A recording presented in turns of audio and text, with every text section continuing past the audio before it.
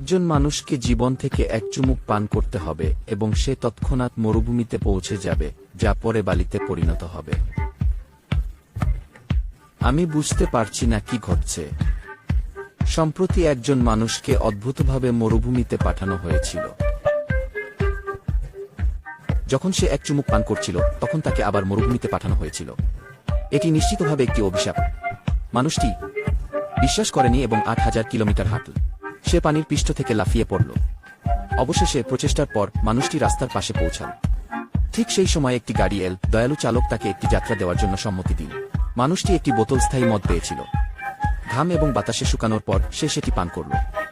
যদি সবকিছু ঠিক থাকে, তবে সে আবার মরুভূমিতে ফিরে আসবে। মানুষটি ক্লান্ত হয়ে পড়েছে। তবে সে আবার একটি গাড়ি থামিয়েছে এবং সেই দয়ালু চালকই ছিল। এবার সে বলেছে যে সে মদ্যপান করবে না। তার হৃদয় খোঁচা ছিল।